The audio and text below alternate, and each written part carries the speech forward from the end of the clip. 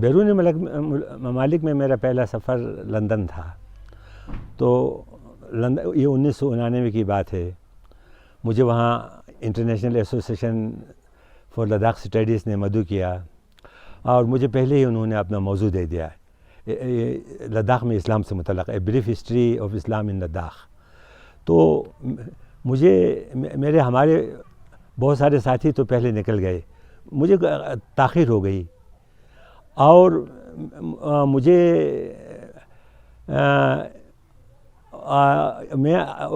اگرچہ میں نے اطلاع دی تھی کہ میں وہاں پہ فلان تاریخ کو پہنچ رہا ہوں. اب میں اکیلا تھا, سارے ساتھی چلے گئے تھے.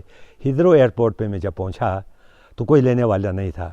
وہاں بینر لے کے بہت سارے لوگ اپنے اپنے مہمانوں کو لینے کے لیے آئے تھے. تو میں نے 2-3 دفعہ چکر کاٹا تو میں بہت ہی پریشان ہو گیا. میری جیب میں صرف $10 تھی. تو اب وہاں پہ میں نے ٹیلی فون سے رابطہ کیا.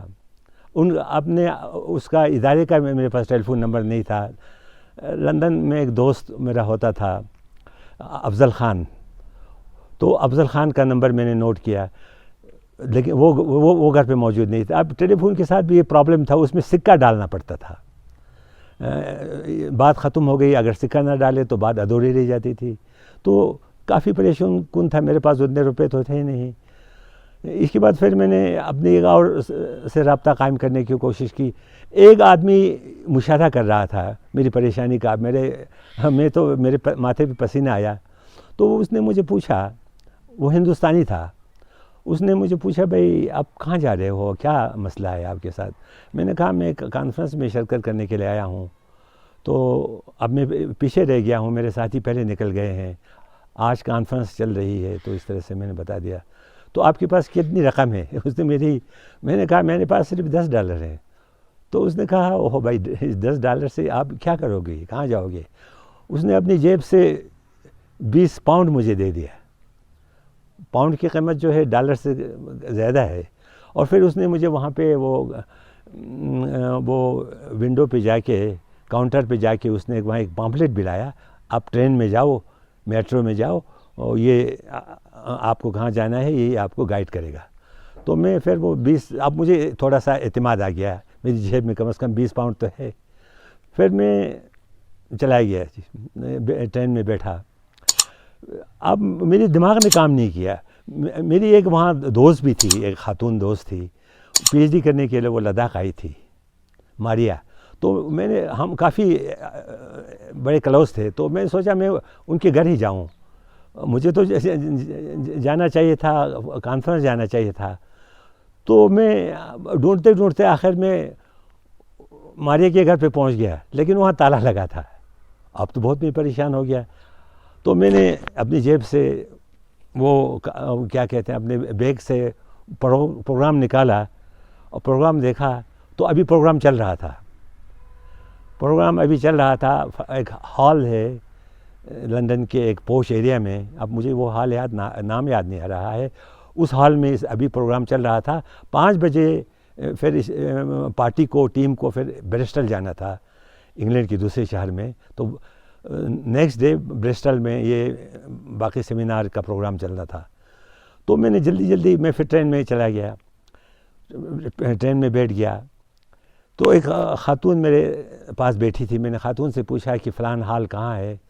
تو اس نے کہا مجھے بھی وہاں اترنا ہے, اسی ہال کے پاس. تو جب وہ خاتون کھڑی ہوئی تو میں بھی کھڑا ہو گیا.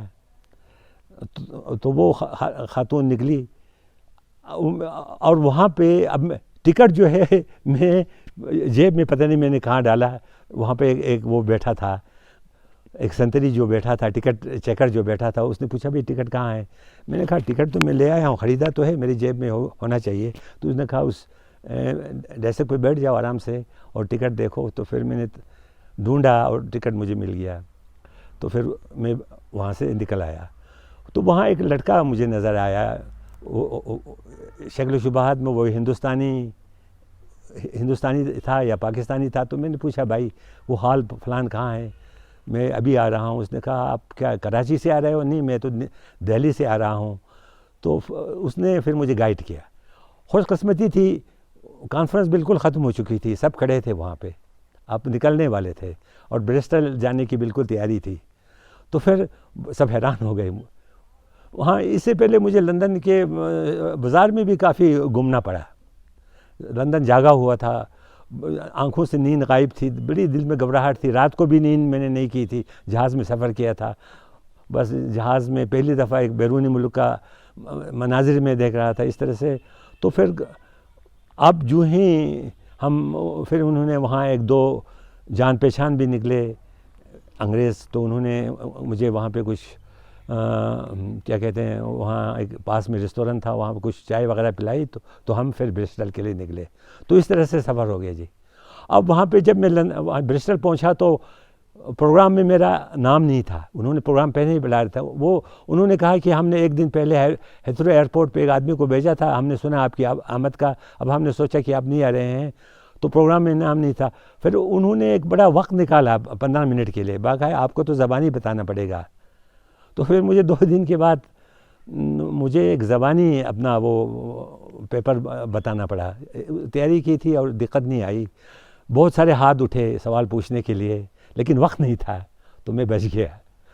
تو دیکھیے، کہیں مجھے اپنے لداخ کے حوالے سے 2-3 چیزوں کا بڑا شوق تھا اپنی طرف سے، میرے ذہن میں شروع سے ہی رہا ہے.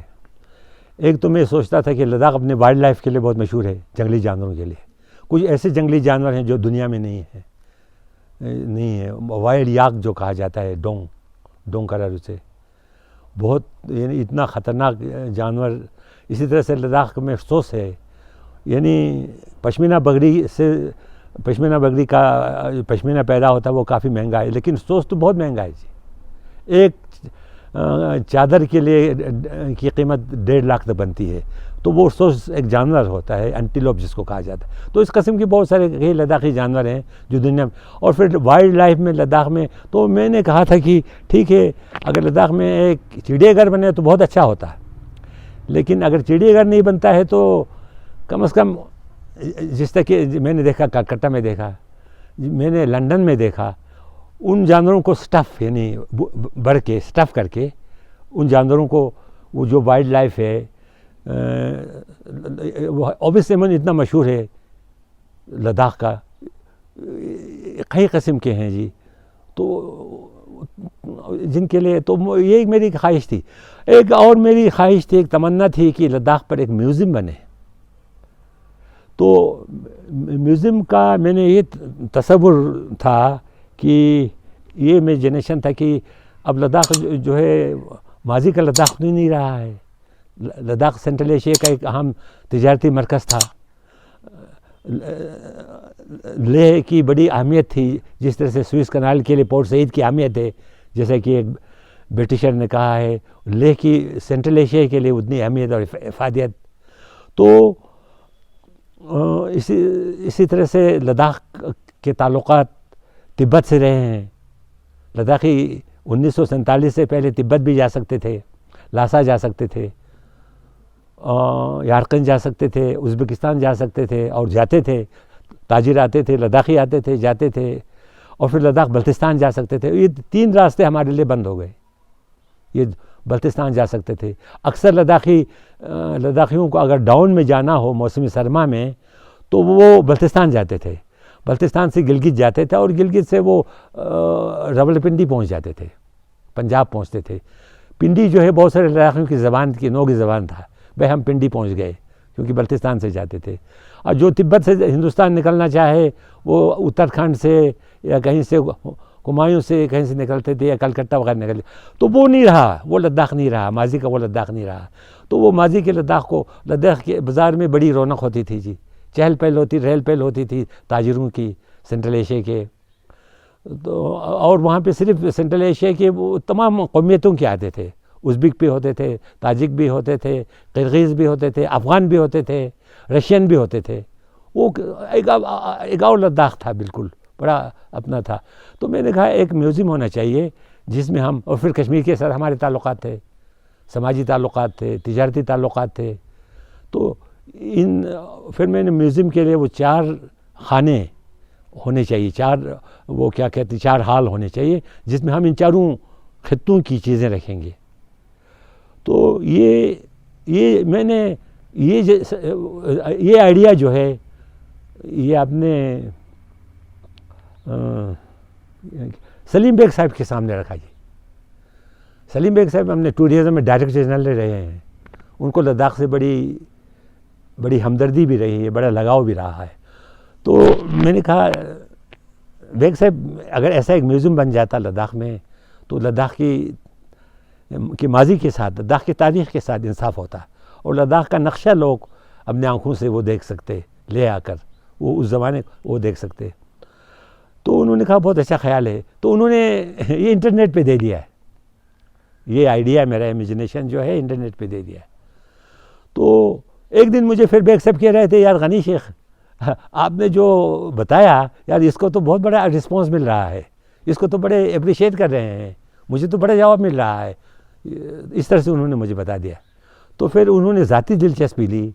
نعیم اختر صاحب کے ساتھ ان کی بڑی دوستی بھی تھی ان دنوں, وہ منسٹر بھی, جب وہ پہلے تو وہ سیکرٹری کمشنر تھے, تو پھر بیگ صاحب اس زمانے میں وہ ڈپٹی منسٹر تھے, محبوبہ مفتی, یعنی وہ کیا کہتے ہیں, تو اس زمانے میں تھے. تو انہوں نے کہا بھئی ایک پروجیکٹ دے دو, پھر ایک پروجیکٹ دے دو, پھر ہم اس پر غور کریں گے. پھر ہم نے ایک پروجیکٹ دے دیا پھر ان کا جی, پورا وہ کیا کہ ہمارا کیا ہے. سلیم بیگ صاحب نے ہماری مدد کی. اگر لیہ میں اس وقت ایک سینٹرل ایشین میوزیم ہے تو سلیم بیگ صاحب کا بھی کنٹریبیوشن ہم کہیں گے اس لحاظ سے. ان کی مدد, انہوں نے بڑا اس کو پبلسائز کیا. تو اسی طرح سے نعیم اختر صاحب کا بھی نام آئے گا ان میں, انہوں نے بڑی دلچسپی لی, اور ہمیں 82 لاکھ روپے ریاستی سرکار نے مدد کی. آپ نے کلچرل اکیڈمی نے مجھ پر ایک کتاب نکالی ہے, عبدالغنی شیخ نمبر, اس میں ایک مضمون ہے. وہ مضمون ایک مارلن کور ایک لیڈی نے لکھا ہے, ایک پنجابی لیڈی ہے, وہ ہندو اخبار کی نمائندہ ہے, وہ لے آئی تھی. انہوں نے انٹرویو لیا تھا مجھے سینٹرل ایشین میوزیم سے متعلق. تو ان کو جو آپ کو میں اس وقت بتا رہا ہوں تو وہ میں نے ان کو بتا دیا. پھر انہوں نے اس مضمون میں بہت اچھی طرح سے ان حقائق کو انہوں نے اجاگر کیا ہے. وہ مضمون چھپا ہے انگریزی میں, انگریزی میں وہ انہوں نے لکھا تھا ہندو میں, اور پھر اس کا اب اردو ترجمہ ہوا ہے. تو اب اس وقت میوزیم تو منظر عام پہ آیا ہے, میوزیم چل رہا ہے. میں نے سنا اس سال کوئی 6000 کے قریب سیاحوں نے یہ دیکھا. مگر اب بدقسمتی یہ ہے کہ ہمیں وہ پورا سامان نہیں ملا ہے, آرٹیفیکٹس جی. جو میرا کنسیپشن تھا, جس میوزیم کو ہم لداخ کو, ماضی کے لداخ کو اس کے ہمسایوں کی روشنی میں, ہمسایوں کے تناظر میں جو ہم پیش کرنا چاہتے تھے, وہ اس تناظر میں ہم پیش کر نہیں پا رہے ہیں. یہ المیہ ہے, سامان نہیں ملا. حتیٰ غلام مصطفیٰ اس وقت ہے, ڈاکٹر نور محمد ہے, یہ دونوں بہت دلچسپی لے رہے ہیں. انہوں نے جمع بھی کیا ہے, کافی لایا. ایک کیوریئر ہے وہاں پہ. تو اگر وہ سارا سامان بن جائے, مل جائے, اور ہم اس کو ٹھیک طرح سے پیش کر سکے تو ماضی کا لداخ کوئی دیکھ سکتا ہے. اور اس کے ساتھ ہم نے ایک وہ بھی رکھا ہے, لداخی کچن. لداخی کچن بہت مشہور ہے نا. کچن تو عام طور پر کھانا پکانے کے لیے ہوتا ہے, لداخی کچن آرام کرنے کے لیے بھی ہے. لداخی کچن مہمانوں کے بیٹھنے کے لیے بھی ہے. لداخی کچن سونے کے لیے بھی ہے. اور لداخی کچن میں اتنا کشمیر سے لے کے, رشیا سے لے کے یورپ تک کا سامان ہوگا آپ کو, جدید وہ ساری چیزیں ہوں گی. وہ وہاں سجا کے رکھا جاتا ہے, وہ ایک روایت رہی ہے. تو وہ بھی ہم نے ایک رکھا ہے اس میوزیم کے ساتھ. جی ہاں, زندگی میں ہماری بہت ساری خواہشیں ہوتی ہیں. وہ غالب نے کہا ہے نا, ہزاروں خواہشیں ایسی کہ ہر خواہش پہ دم نکلے, بہت نکلے مگر پھر بہت کم نکلے. تو خیر میری تو بہت ساری خواہشیں نہیں تھیں, کوئی بڑی خواہش بھی نہیں تھی. ایک خواہش یہ تھی میری کہ لداخ پر ایک سیریل لکھنے کا.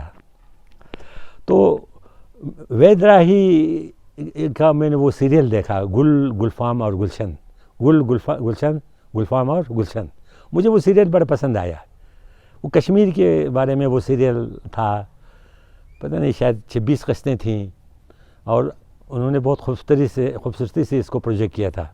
تو مجھے تحریک ملی کہ میں لداخ پر بھی ایسا ایک سیریل بناؤں. تو میں نے 26 قسطیں لکھیں جی بڑی محنت سے. اس میں رومانس بھی تھے, اس میں بڑے اچھے اچھے واقعات بھی تھے, اس میں تاریخ بھی تھی, اس میں بہت سارے حقائق بھی تھے.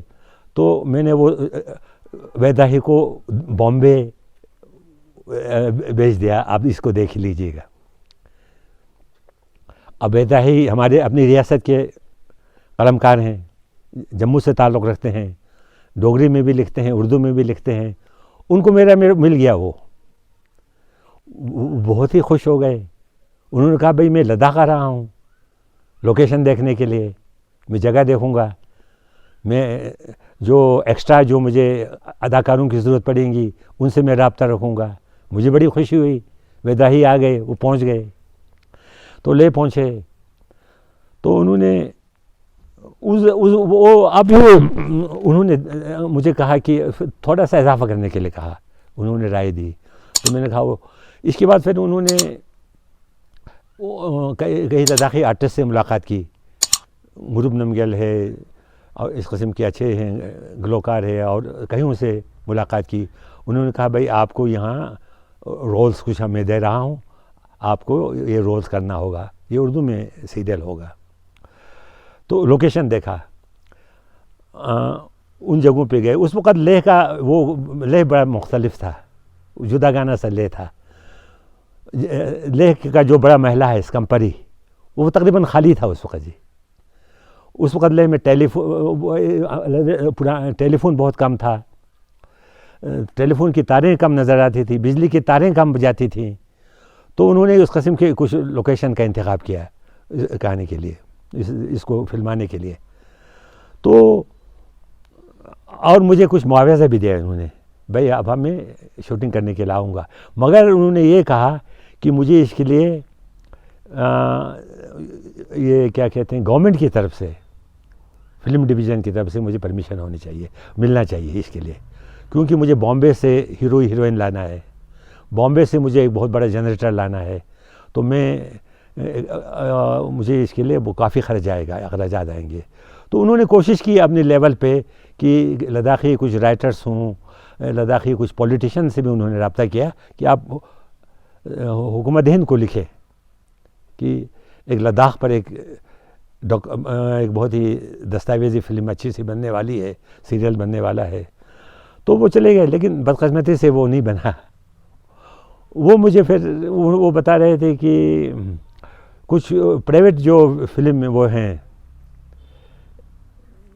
وہ تو چینلز ہیں, وہ لے رہے تھے, وہ دے رہے تھے, لیکن انہوں نے کہا میرا خرچ پورا نہیں ہو رہا تھا.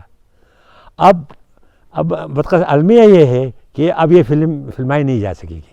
اب کوئی چاہے تو ہو نہیں سکے گا, کیونکہ اب لداخ بدل گیا ہے.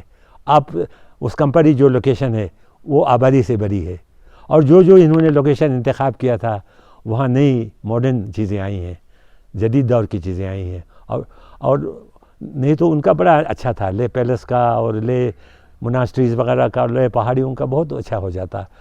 تو پھر وہ کریکٹرز بھی اچھے ہوتے, وہ زمانہ اب دکھایا نہیں جا سکے گا. تو اس کا مجھے بڑا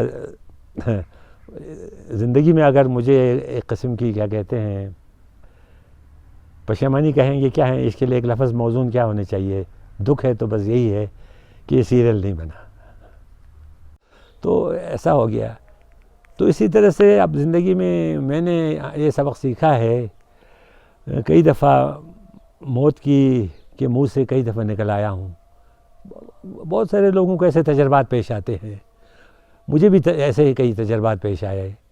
تو میں نے یہ سبق سیکھا زندگی میں, جس سے اللہ رکھے اس سے کون چکھے.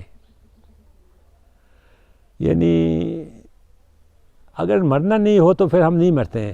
ہم نے سے زندگی میں کئی دفعہ ایسے اپنی سوچ کی وجہ سے, اپنے عمل کی وجہ سے کئی دفعہ ایسی غلطیاں ہوئی, اس کا خمیازہ بھگتنا پڑا. لیکن کئی دفعہ جب اللہ کو بچانا ہوتا ہے تو میں ویٹرنری میں جاتا, ویٹرنری فارم میں. تو ویٹرنری فارم میں رات میں ایک دفعہ گھوڑے پہ آ رہا تھا, رات کو گھوڑے پہ میں نے پیچھے گھاس رکھی جی، کچھ گھاس رکھی رات کو کھلانے کے لیے. اب گھوڑا چلتا ہے، دلکی چل رہا تھا، وہ گھاس گرتی گئی، گھاس گرتی گئی تو گھوڑا بدک گیا تو اب گرنا تو گرنا ہی تھا. گھوڑا بہت تیزی سے دوڑا. اب میری آنکھوں کے سامنے موت نظر آنے لگی. بدقسمتی یہ ہو گئی میرا شوز جو ہے وہ رکاب پہ پھنس گیا. شوز کا جو وہ تھا یہاں، وہ اس میں رکاب میں پھنس گیا. نہیں تو میں کود سکتا تھا، کچھ کر سکتا تھا تو، لیکن رکاب میں پھنس گیا. اب وہ اتر بھی نہیں سکتا تھا. اب لیکن میں نے خدا کا فضل تھا کہ ہوش رکھا، قائم رکھا، ہوش پھر بھی رکھا، لگام کو تھامے رکھا. تو ایک مکان کے ساتھ گزر رہا تھا تو اچانک مکان کی آڑ میں سے ایک آدمی نکلا، اچانک نکل گیا. وہ بھی بے خیالی میں، غائبانہ دماغ میں. گھوڑا اس سے ٹکرا گیا، وہ دھڑم سے بیچارہ گر گیا، چاروں شانے چت ہو گیا. گھوڑا رک گیا، اس کی طرف دیکھتا ہوا گھوڑا رک گیا. جلدی سے میں نے سب سے پہلے اپنا جو شوز تھا رکاب میں سے نکالا. دونوں شوز رکاب میں سے نکلنے میں کامیاب ہو گئے، اتر گیا جی. یہ میں جب کبھی سوچتا ہوں میں ان لمحات کو، آج بھی مجھے جسم میں ایک سنسنی سے دوڑ آتی ہے. لمس وغیرہ، ٹانگیں الگ ہوتی، بازو الگ ہوتے، وہ گھوڑا پتہ نہیں کہاں لے جاتا ہے. یہ صورتحال تھی. اسی طرح سے دوسرا ایسا ہو گیا کہ میں فیلڈ پبلسٹی میں تھا، FPO بن گیا تھا جی، گورنمنٹ آف انڈیا میں تھا. ہم فلم شو دے کے خلسے سے اب گاؤں کی طرف ہم جا رہے تھے. گاؤں کی طرف جا رہے تھے تو ہماری گاڑی بھی، سڑک بڑی تنگ تھی. اچانک موڑ پر سے ایک شکتیمان نکلا. اس نے رفتار بڑی تیز رکھی تھی. اب صورتحال ایسی تھی کہ اگر ہم دائیں بائیں کریں تو جگہ نہیں تھی. وہ بریک نہیں دے سکتا تھا، وہ الٹ جاتا. یہ صورتحال تھی. شکتیمان نے ایک ٹکر ماری، مجھے سیٹ پر سے دور پھینک دیا. اللہ کا کرنا ایسا ہوا کہ میں سڑک سے نیچے گر گیا، لیکن تھوڑی سی خراش ہو گئی. تھوڑی سی خراش ہو گئی. وہ بیکن کا تھا، بیکن پروجیکٹ کا. ان کا ورک شاپ بھی پاس ہی تھا. ہماری گاڑی بھی نقصان پہنچا تو پھر مجھے علاج بھی کرایا انہوں نے، جان بچ گئی. تو اس قسم کی واردات ایک دفعہ گھر میں ہو گئی. میری مسز، نیا سلنڈر آیا ہوا ہے، گیس آیا ہوا ہے جی، تو وہ روٹی بنا رہی تھی. تو روٹی بناتے ہوئے پتہ نہیں اس نے سلنڈر ادھر آگے پیچھے کیا ہوگا کہ وہ پائپ جو ہے وہاں سے نکل گئی. پائپ نکل گئی. وہ بڑے اطمینان سے بلا رہی ہے میرے بیٹے کا نام لے کے، یہ پائپ نکل گیا سر، اس کو فٹ کرنے کے لیے آ جاؤ. میں چلا گیا تو پائپ میں سے وہ شعلہ جا رہا ہے جی. وہ ٹرانسپیرنٹ ہے نا، بالکل بلوری پائپ میں سے شعلہ جا رہا ہے آگے. اب زیادہ صرف وہ زیادہ نہیں تھا وہاں تک پہنچنے میں، سلنڈر تک. تو میں نے کہا، بیوی سے کہا، ہوش نہیں آیا مجھے، وہ پلک باندھ کرنے کا خیال نہیں آیا. بھاگ جاؤ، ہم تم بھاگ جاؤ. میں نے اس طرح سے گھسیٹنے کی کوشش کی. میں نہیں بھاگوں گی، کہا جب تم نہیں جاؤ گی. پھر ذہن میں مجھے پھر آ گیا، بالکل 3 انچ کے فاصلے پہ جب وہ پہنچ گیا تھا، میں پلک بند کر دیا. پھر سر کھانے لگا. پھر میں اس کو بتانے لگا کیا ہونے والا تھا. وہ ایکسپلوژن ہوتا، اتنا ہوتا، پتہ نہیں ہم تو مر گئے ہوتے. تو اس قسم کی کئی وارداتیں ہو گئی. اس سری نگر میں جی، وہاں میں اپنی بہن کے گھر میں تھا. ایک دن رات کو سویا تھا اپنے بستر میں، وہ عجیب سی آواز آ رہی ہے، بجلی آواز آ رہی ہے. تو میں چلا گیا بستر سے اٹھ کے، پتہ نہیں کیا آواز آ رہی ہے اس طرح سے. تو وہ آواز ایک سوراخ سے آ رہی تھی، ایک جگہ سے، خانے سے آ رہی تھی. میں چڑھا اور اس طرح سے ہاتھ لگا دیا تو صرف چند بجلی تھی وہ پہ، چند انچ رہ گئے ہیں. اگر میرے انگلیاں چھو جاتی، جھٹکا لگتا اور میں گر جاتا، مر جاتا. تو اس قسم کی جو زندگی میں ہمیں اس قسم کی جو ہم تجربات سے گزرتے ہیں، حادثات ہوتے ہیں، تو اگر مرنا نہیں ہو تو نہیں مرتا ہے. اگر مرنا ہو تو پھر سمجھ لیجئے گا ہم سیڑھی سے اترتے ہوئے مر جائیں گے. یہ دیکھیں، میں نے شروع میں آپ کو بتا دے کہ میری عمر جو ہے 1936 سن پیدائش ہے. تو لیکن جب ہم حساب لگاتے ہیں، میری ہمشیرہ اس وقت حیات ہے. تو ہمشیرہ کی عمر سے ہم جب حساب نکالتے ہیں تو میری عمر اس سے کچھ 1-2 سال زیادہ 87 ہونی چاہیے جی اس وقت. لیکن اللہ کا فضل ہے کہ میری صحت اس وقت ٹھیک ہے. میں 6-7 گھنٹے کام کر سکتا ہوں, مطالعہ بھی کرتا ہوں, تخلیق بھی کرتا ہوں. تو اللہ کا فضل ہے. آپ نہیں کہہ سکتے ہیں کل تک پتہ نہیں کیا ہوگا, ہم کہہ نہیں سکتے ہیں. مہاتما بدھ نے کہا تھا نا, جب ان سے پوچھا گیا ان کی زندگی سے متعلق, جب وہ بیمار تھے تو انہوں نے کہا تھا انسان پانی کا بلبلا ہے, میں نہیں جانتا ہوں میں کہاں جاؤں گا. تو پھر ہم نہیں کہہ سکتے صبح تک کیا ہوگا. لیکن فی الحال یہ اس وقت میں آپ کو انٹرویو دے رہا ہوں, میں بول رہا ہوں, تو اس حساب سے تو مجھے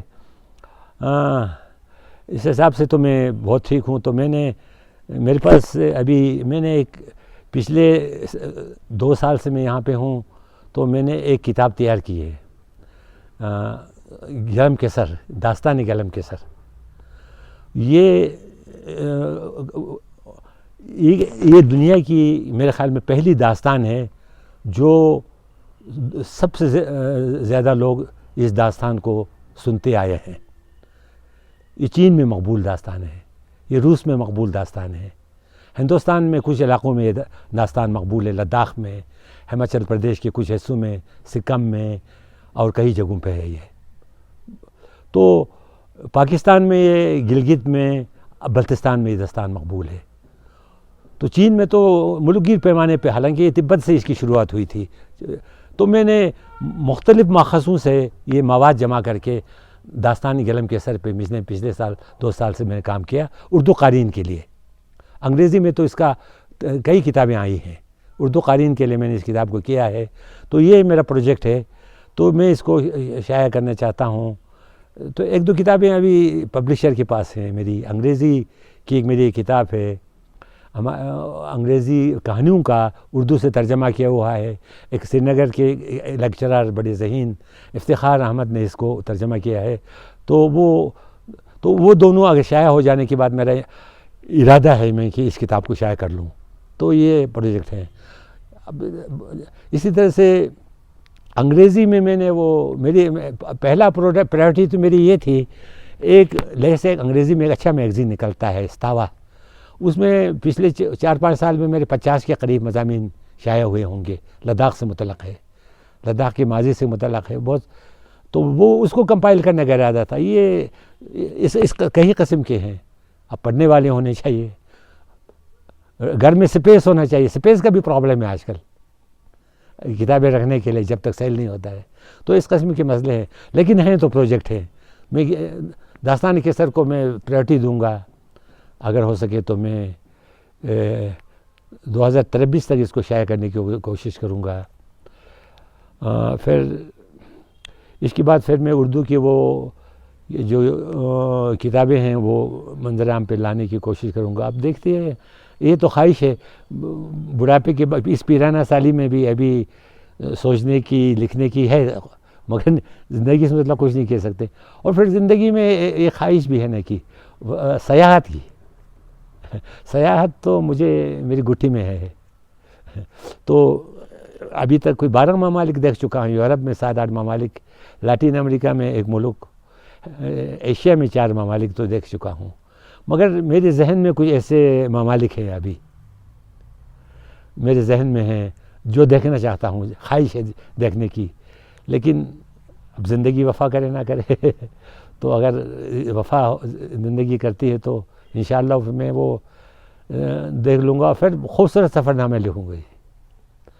جو میں نے اس وقت 12 ممالک ہیں ان میں سے کچھ شائع ہوئے ہیں تو وہ میں نے ٹھیک طرح سے ہیں, اور باقی جو میرے ذہن میں ہیں جو ممالک, تو ان کے بارے میں بھی جب میں لکھوں گا تو میں سب سے پہلے اس ملک کے سے متعلق, اس شہر سے متعلق کتاب ڈھونڈتا ہوں. پھر اس کے بعد پھر میں شروعات کرتا ہوں, پھر دیکھتا ہوں. تو دیکھتے ہیں. اب یہ زندگی کی خواہشیں ہیں. اب ہم وہی ہیں جی, کیا کہتے ہیں, ٹمٹماتے چراغ کو کہیں گے, کیا کہیں گے. زندگی کے ایک ایسے ڈگر سے, ایسے دور سے گزرے کہ کسی وقت بھی موت سے ہمکنار ہو سکتے ہیں.